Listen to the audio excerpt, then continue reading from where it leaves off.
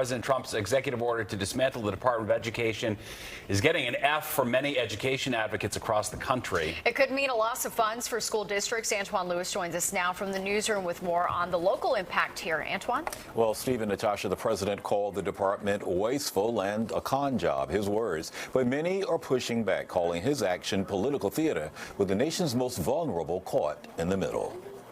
These are folks who never stepped foot, not one day, in a classroom that are making decisions for educators and families and students. Rita Joseph, a former teacher and chair of the New York City Council's Education Committee, reacts to the news out of D.C. On Thursday, the president signed an executive order aimed at dismantling the U.S. Department of Education.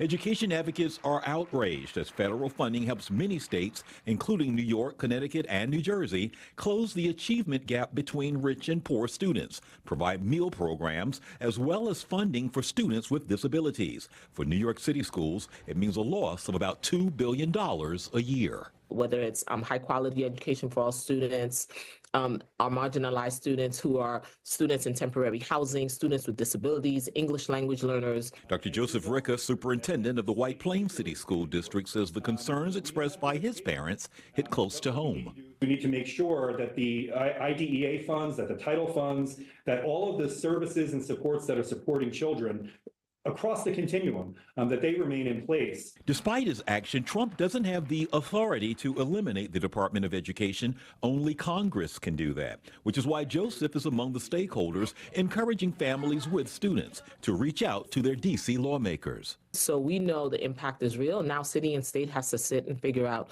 how do we plug this hole in with a $2 billion loss? I can't imagine that any elected official anywhere in the country would ever want to take lunch away from an American child. That just is unconscionable. Now, Dr. Ricca says that White Plains PTA, along with several PTAs, will hold a Day of Advocacy rally on Monday to encourage them to protect the programs, lawmakers that is, to protect the programs that support the children in Metro New York as well as across the country. Natasha? All right, Antwan, thank you so much.